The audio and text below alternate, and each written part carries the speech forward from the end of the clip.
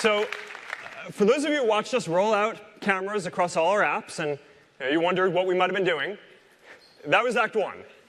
This is Act 2. Giving developers the power to build for augmented reality in the first augmented reality platform, the camera.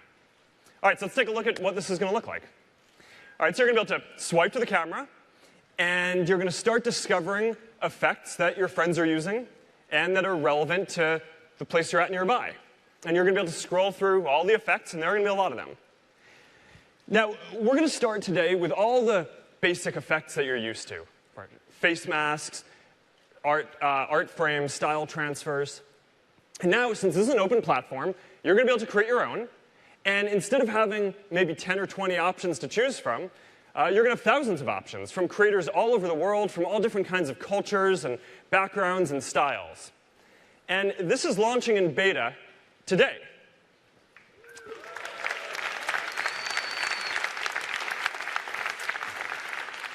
Now, this is just the first step, though. So we have a lot crazier stuff that I want to show you that's going to be coming soon. So now, for real augmented reality, you don't just want the ability to do those tools. You also want the ability to have realistic 3D objects. And in order to do that, you need to have a platform that gives them precise location, a realistic relationship with objects around them in their environment.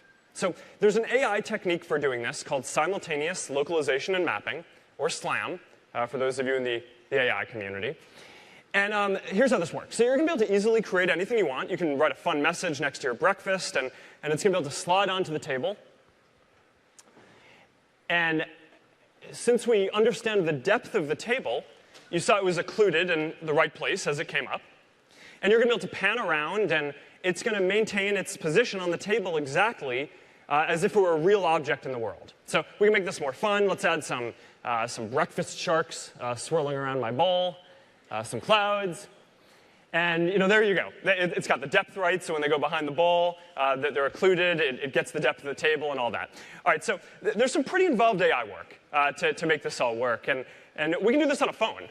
So now, but we're just getting started. This is just the first one that I want to show you. These are the technological foundations for advanced AR. Let's go to the next one. Now, since we're mapping out these scenes in 3D, right? Since we have the depth of an image, we can go from taking a still photo to mapping out a whole 3D scene. So this actually was taken from a 2D still image in our office in Seattle. And from this still photo, we constructed a 3D scene. And now, because it's a 3D scene, we can pan around. How crazy is that? Crazy. All right. We can change lighting. We can turn the lighting down. We can move the lighting from the front of the room to the back. And you can add all kinds of effects. We can fill the room up with water if we want. Again, it's got the depth right. You can add a lot of bouncy balls. We're a fan of bouncy balls.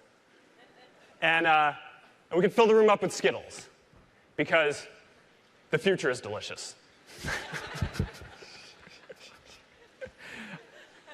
I can't help it. All right. Now, look, we also have some of the best computer vision and object recognition work in the world. So that's going to help you identify different things in the scene to help you surface relevant effects that you want to check out. So you're going to be able to tap on the coffee mug, and we're going to surface effects that are relevant to coffee. All right, so you can add steam. You can add a second coffee mug, so it looks like you're not drinking, you're not having breakfast alone. And since it's a digital object, you can make it bigger if you want, or smaller. You can make it any size you want. You can tap on the plant. You can add flowers that are blooming. You can water the plant with a rain cloud, or whatever else it is that you do with plants, I guess. You can tap on the wine bottle, and you can add an information card, right, that shows what the vintage of the wine is, and what the rating is, and maybe where to get it, or maybe even in the future, even a link to buy it. So there are going to be some of these effects are going to be fun, and others are going to be useful. So in augmented reality, you're going to be able to do all this different stuff. So these are three of the technological building blocks for building augmented reality: precise location, 3D effects, and object recognition. But now that we've gone through some of the technology, let's take a look at some of the use cases that you're going to be able to build and do. All right, so let's start with the most basic. This is an AR tool that Nike created for helping you visualize and share your runs in some fun new ways. Now, in augmented reality, we are going to face near constant reminders that Ime is in better shape than us. Ime is probably out for a run right now before he comes on stage in 20 minutes. Now, look, we all do things like this every day, like running, everyday things. Running, cleaning our home, doing laundry, changing diapers. And the reality is we're proud of these things, right? We want to express them. But we often don't get a chance to do that because they feel mundane, right? It doesn't feel special enough to share.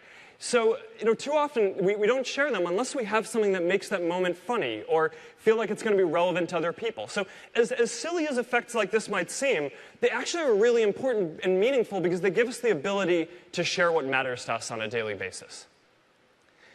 Let's talk about games. Now, more than 1 billion of us play games.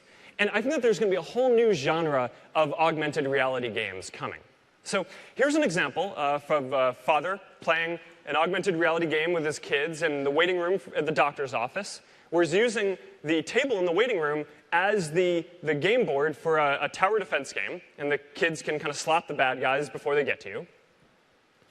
Now, there's going to be a lot of awesome stuff like this that comes, and I'm pretty excited about this. This part of the platform is going to come a bit later this year.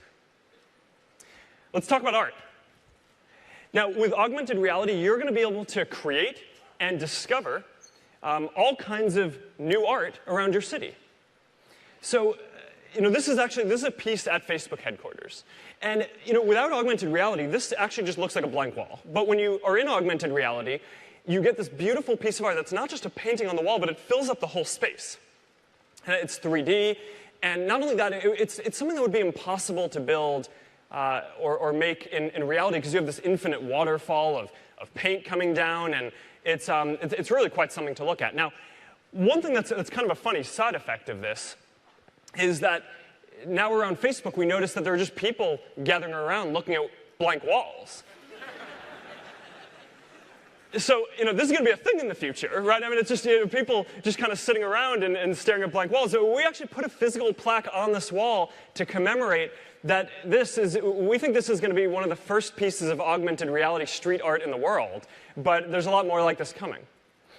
Now, one of the things that I've always wanted to do is leave notes for friends at different places. And in order to do this, you need to have a really precise sense of location. So this isn't just about finding a Pokemon within a 1-block radius. You need a very exact location. So I'm talking about sharing a note to tell your friend what the best special is right next to the sign of the specials at a restaurant. Or marking your table at the local dive bar that you go to with your friends. Or leaving a note for your wife on the refrigerator. And so some of the stuff I think is going to be really special. All right. So those are just a few of the examples of what we're